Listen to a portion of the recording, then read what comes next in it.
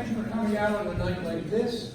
For those of you, I think most of you know me already, but I'll introduce myself in good form. I'm Brian Curley. I'm a councilman here in Chesterton Township. This is my first of a 3-year term as a councilman. My goal tonight is simply to educate. Now, there's been a lot of back and forth about why do this, why we shouldn't do this, why it's a good idea, why it's not a good idea. What I want to say is, I'm going to stick to documents, facts, statements from other people that I know I can back up. I am not going to give you my opinions. I am not going to give you what I think is right or wrong about a particular situation. I'm simply going to give you the facts as they develop and as they're shown and proven in the documents for various things. If that makes some people unhappy, then the facts are the facts. They're stubborn things, but my goal is twofold tonight: to get that information out, and the second thing was to get people involved. I've been in the township now for going on 20 years. My wife and I moved here in 1998. My daughter was born here in 2002, on January 1st. Yes, we missed the tax deduction for 2001, like 10 minutes. But, so I've been here a long time. I've been involved. I was on the zoning board of adjustment for about 10 years, the planning board for about 2 years. So I've been involved. Last fall, or last summer, I guess, because someone had dropped out from the primary, they asked me if I was interested in running in the general. I had told people, some of whom are in this room for many years, that I said, no, I don't have the time. I really can't do it, but I was persuaded, I ran, and here I am. So again, my goal, and with the turnout tonight, I think I've achieved it, at least in part, is to get people involved. I traded back and forth with someone on Facebook this afternoon who posted something about listen to the people you disagree with. And I think that's great advice. I often tell people we have lost the ability to disagree with each other and debate it, find a compromise that makes not everybody what they want, but at least you get what you need in that old Rolling Stones song. So that's what I want to achieve tonight. Because I think at this level, tribal politics and the nonsense that's going on at the national level does not make any sense at this level. What it's about is getting the streets plowed, the streets paved, the garbage picked up, and the various other things that have an immediate impact on your life. In that sense, my philosophy is R&D, okay, you have your reasons, and at a national level that may make more sense, but at this level, if you're not making an informed choice, then you're not making any choice. You're just pulling a lever. So what I want to do tonight is just get information out. After 20 years in the township, it dawned on me I'd never seen anything like this, so I'm making this up as I go. So bear with me if I make any mistakes, if I do anything you don't like. Like I said, I'm making it up as I go. Now, some ground rules. I am going to stay away from giving my opinion. I am not going to get political issues. I am going to try to stay away from asserting anything in particular to anyone. Some of the documents may reference certain individuals. I do not intend to dwell on that. This is not going to be a political outing. This is not about me advocating for one side or the other. It is about giving you information before an election so that you can make that informed decision that I was referencing. That's why I'm doing it. I put out the survey to ask if we wanted to do it after the election. The overwhelming response was do it before the election. Are you okay with us videotaping? Absolutely. So, what I want to do tonight is keep it apolitical. We'll give the presentation. I hope to keep the presentation to a little over an hour, although there's a lot of ground to cover. And at the end, we'll open it up to questions. But please, keep the questions apolitical. Don't reference political candidates. Please don't reference anything other than ask me a question about facts. If I don't have the answer for you tonight, we'll take it down, and I'll get an answer to you as soon as I can. After 10 months on the council, I certainly don't know everything. And even after 3 years, I'm sure I won't either. So there's probably going to be a lot of questions I can't answer tonight, but I'm giving you my best shot.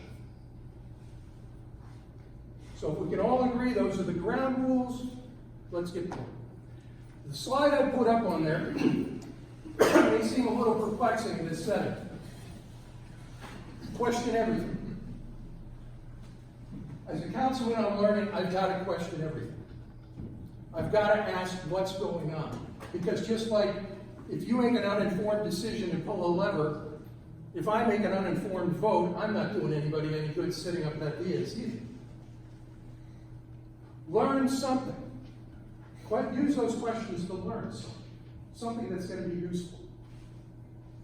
Answer nothing. Now that's the perplexing one. I'm going to answer nothing tonight.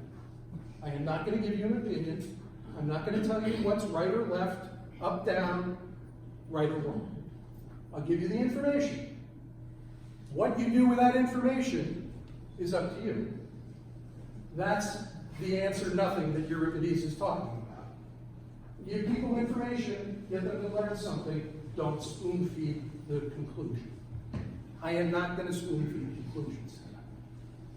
Now I know with some of the posting that was going on, there was a concern about that. That is not my goal. The last time, that is not my goal. So let's get started.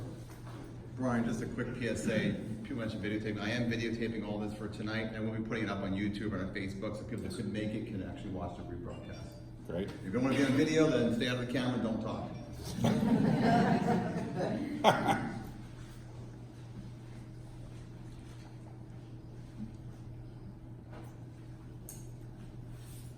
Now let's talk about the survey results. Where would you prefer to have the meeting?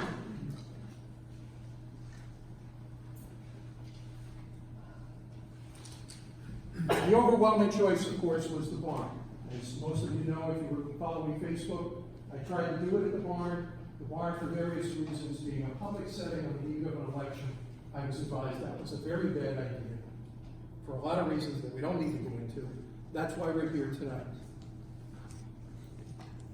The other settings, town hall, and so forth, I will be doing, I'm sure this is probably not going to be the last time I do something like this. We will take that into account going forward.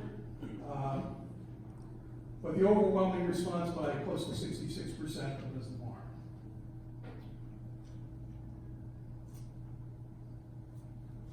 The topics.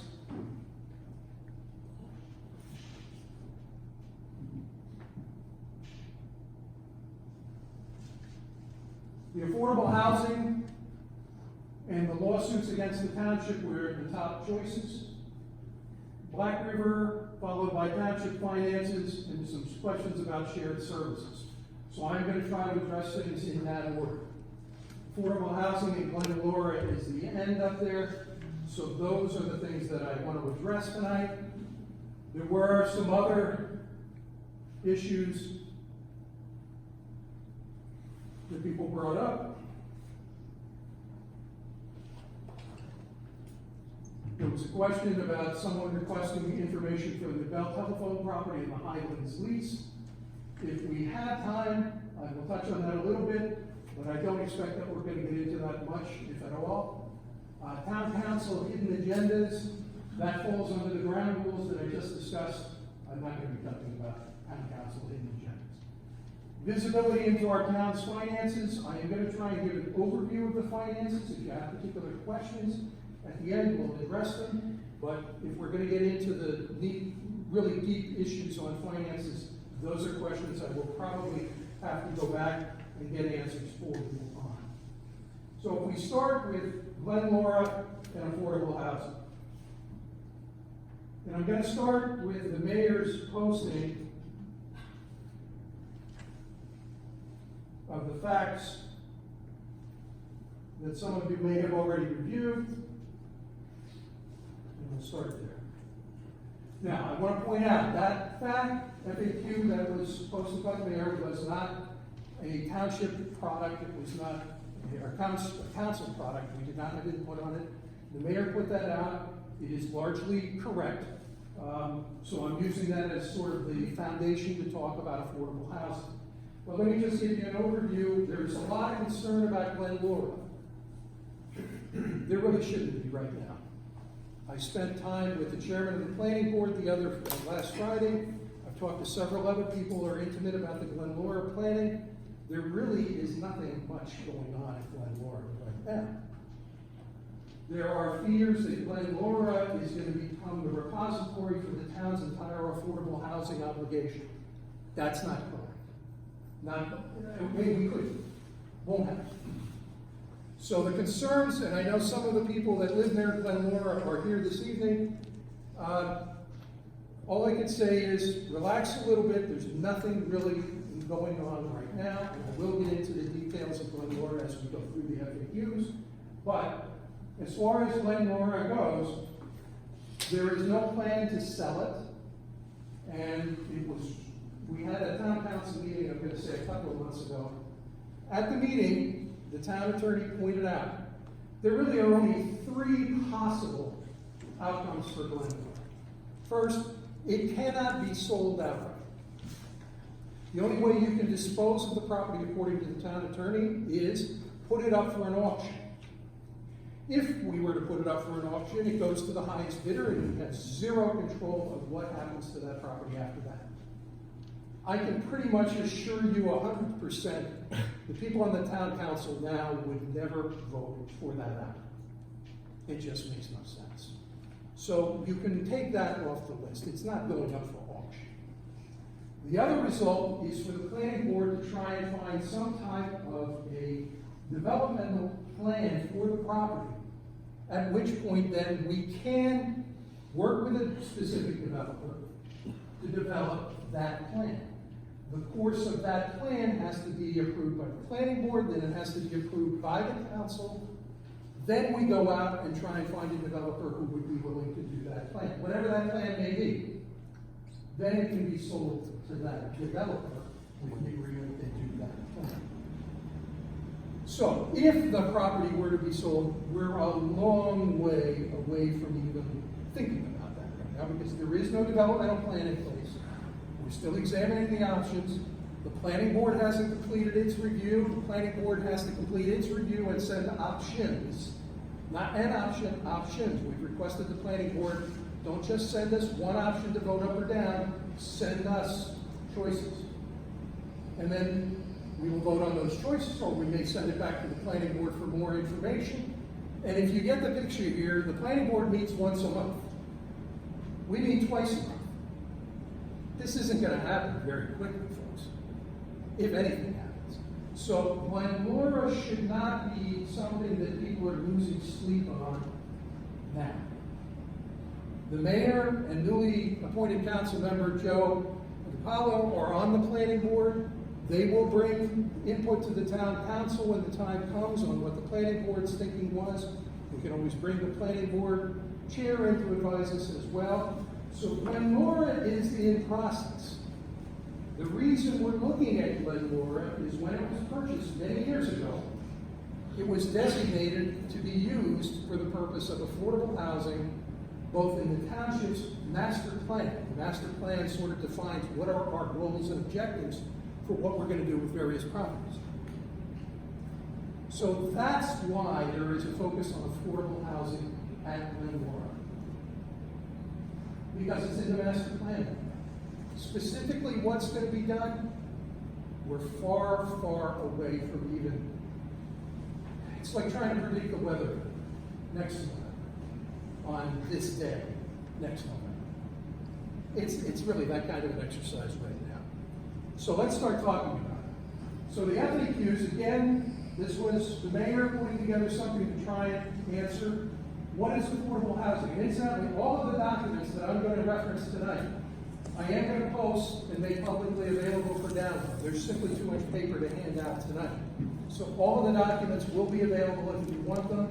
They will be in the same format that I've used them here, which may be annotated, may be highlighted, but they will be available. The numbers that were used are old numbers. I will post the numbers. In the interest of brevity, those numbers have gone up. So, for example, two-person median income went from about 70,000 to 76,000. The asset number, there is an asset qualification. You have to have less than $185,000 worth of assets. So affordable housing, in everybody's minds, you start thinking, oh my God, we're going to have bad people living next door to us. That's not the case.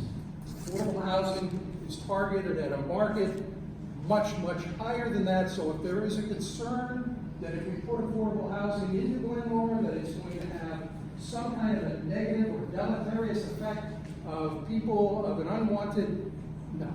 First of all, I think that's silly thinking. That's my opinion. That's one opinion I will hold. But if you are concerned about that, you can put it aside because the type of affordable housing for the people that will qualify are not of the type that you conjure up the worst thoughts in your mind about. Now, it starts talking about in the FAQs, those municipalities that are not in compliance with affordable housing obligations are subject to a builder's remedy. The paragraph is a little incomplete. The builder must own the land first to assert the builder's remedy. So in other words, what happens is, let's say a builder comes in and there's a few tracts in the township that might be about 8 acres or so that you could put some high density housing on, potentially. And the builder comes in and he says, I want to do high density, and he gets shut down in either the planning board or some other level. The builder then has the option then to take us to court and say, no, because I'm going to dedicate a certain percentage of what I build to affordable housing, I should be able to go in and build the high density housing that I want to build. That's in sum a builder's remedy. One of the documents I will upload that you can download, surprisingly enough, Wikipedia gives a pretty good fundamental primer on affordable housing in New Jersey. So that's the builder's remedy. So while it says here we're still subject to builder's remedy, that's technically true.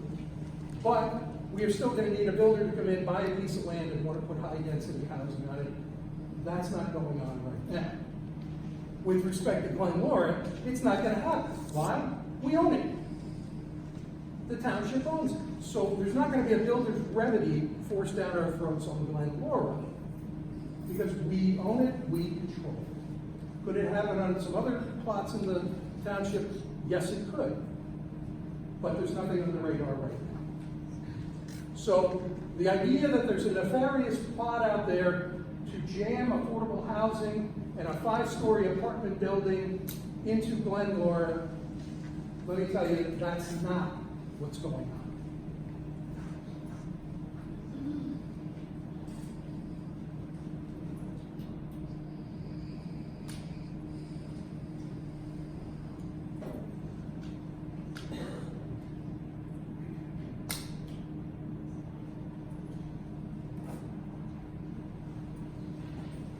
Now, it talks about what can go in and what can qualify for affordable housing.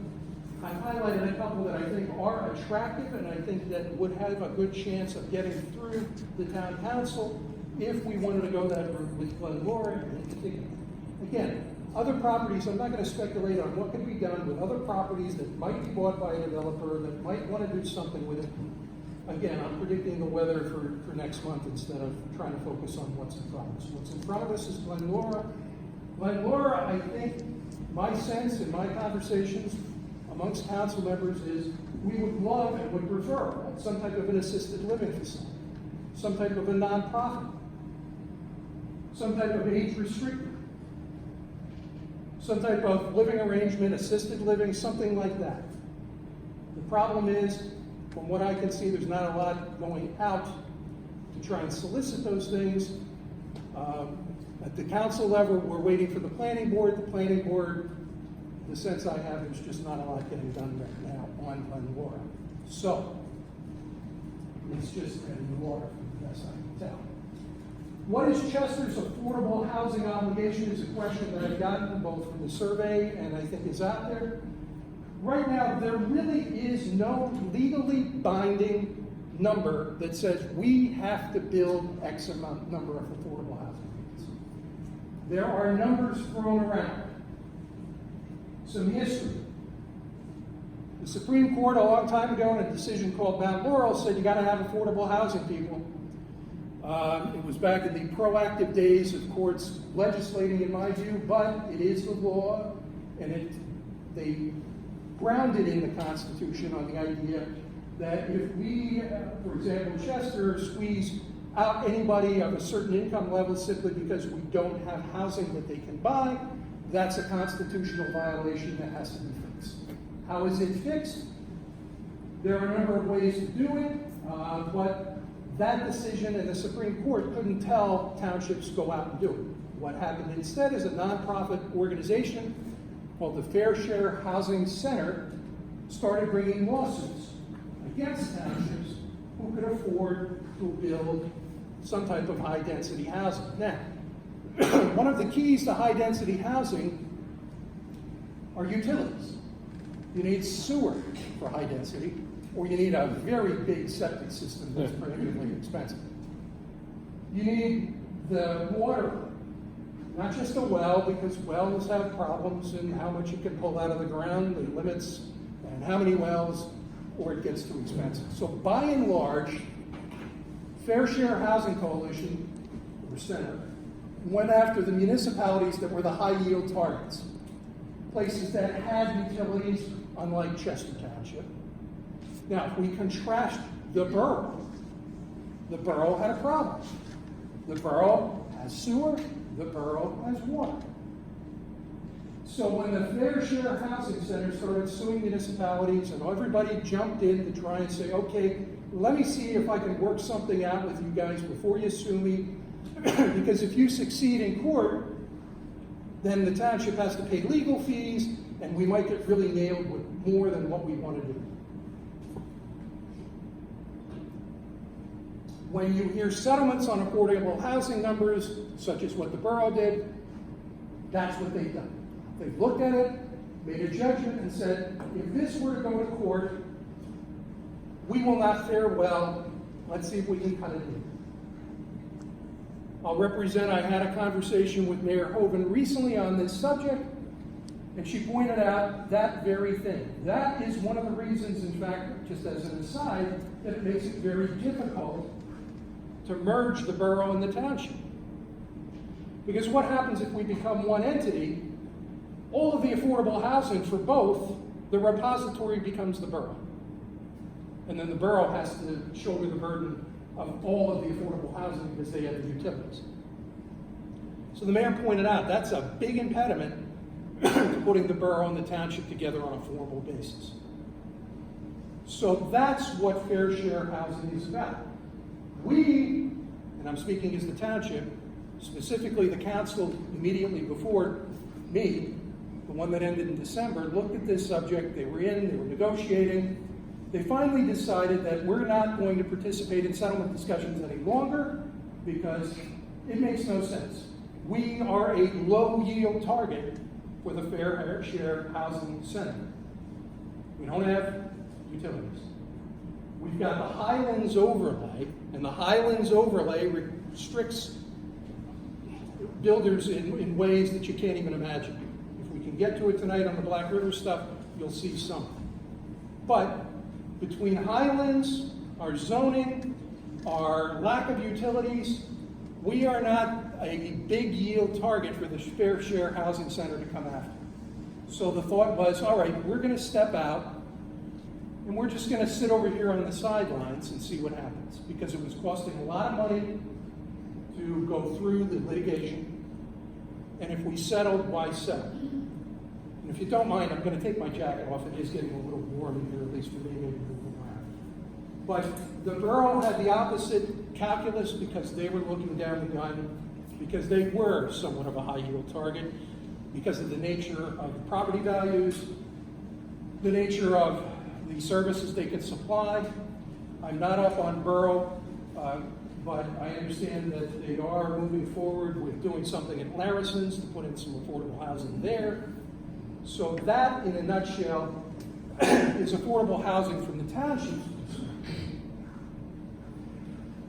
Now, the numbers that have been tossed around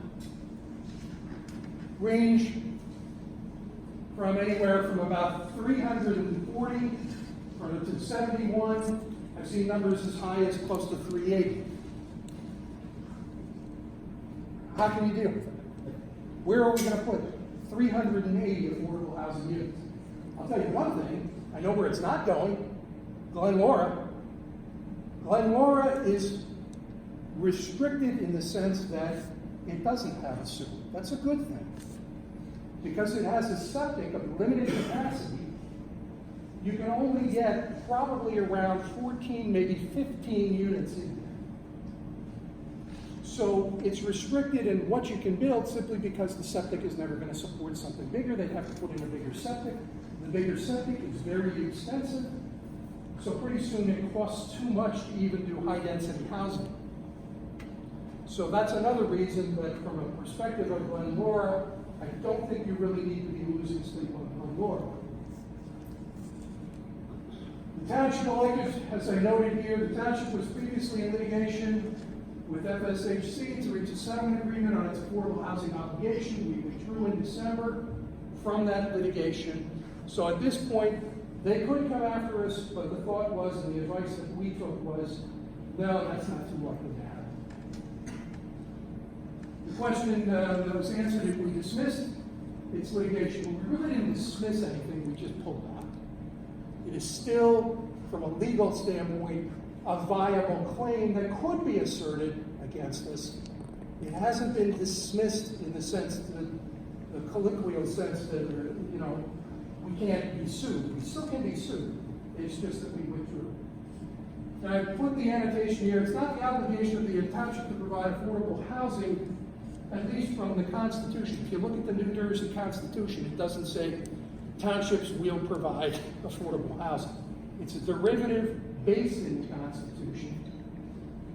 And the builder's remedy lawsuits are only, as I pointed out before, if the builder already owns a piece of property and wants to force us to let them put high density.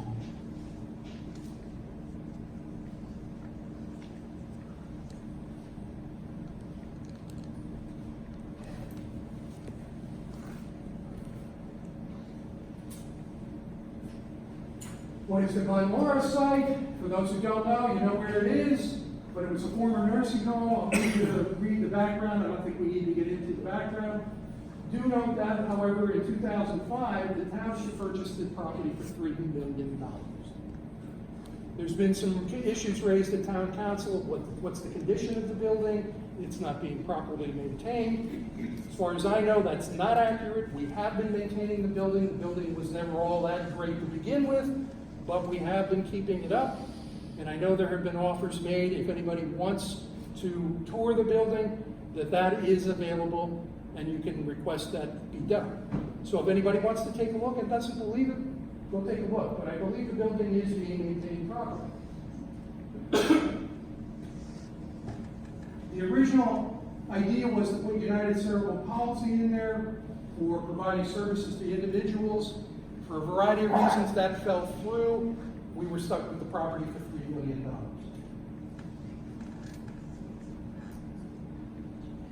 That's the bad news, it's $3 million. The good news is, nothing's going to happen to it that we can't control. What can it be used for? Well, we could change the zoning, we could do a lot of things. But right now, there's really nothing on the radar to be done.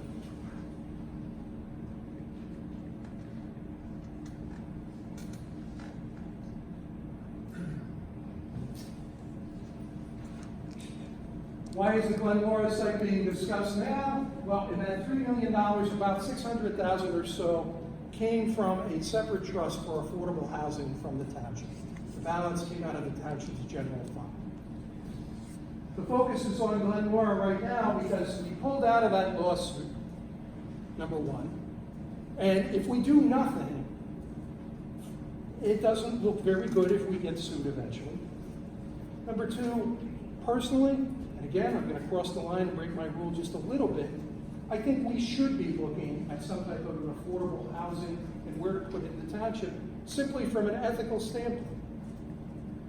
Now, whether it's Glenlora or whether it's somewhere else, I don't know. But I think we should be looking at the possibilities as a township. Again, whether it's Glenlora or not, I can't say, I don't know what the options are.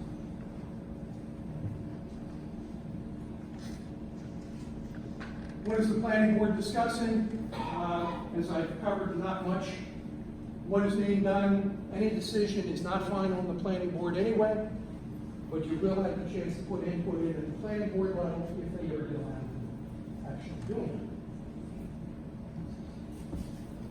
it. Is the property currently listed for sale? As I said before, no, it is not. Cannot be, won't be auctioned. The only possibilities are where you're going to find some type of a nonprofit to lease it, which is the preferred option. Problem is that's going to require some leather to go out and pound some doors, I think, to see who's interested. Or we develop some type of a commercial plan and find a developer to develop it. That again is going to be swimming upstream because I don't believe that there is any kind of a preference for that to happen.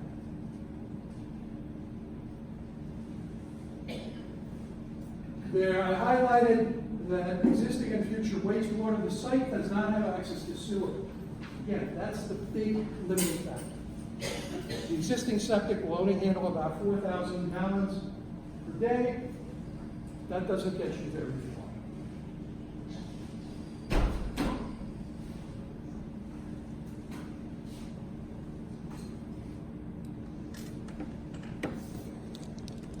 How will the proposed development affect neighbors' properties, wells, and stormwater runoff? Again, we're trying to predict the weather next year. Something eventually, for $3 million, we're not just going to sit there and drive by Glenlora for the next 20 years.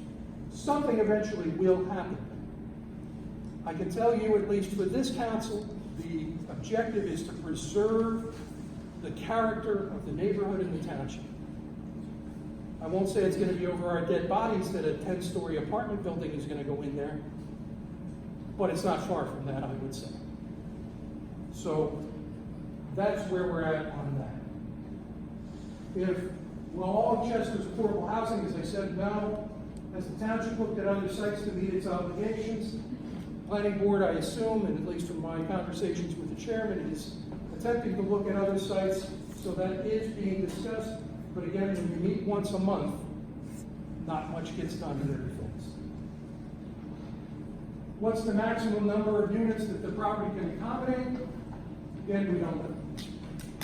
But all of our affordable housing is definitely not going into Glenlora. The process under the FAQs, I think this was a little over the top because it's not necessarily what will happen. It can be a little misleading. The flow chart, I have noted the planning board has been instructed to present more than one option. There are various things in this flow chart that, in my view, are only going to happen if necessary. They may or may not. That is not sort of the gravity assisted, this is what's going to happen and there's no choice in the matter. So that's the FAQs. The Wikipedia, as I said, I'm going to upload this. I'm not going to cover it. But if you really want to just get a basic primer in affordable housing in New Jersey with citations, it's a good place to start. The housing limits, we'll just take a quick look.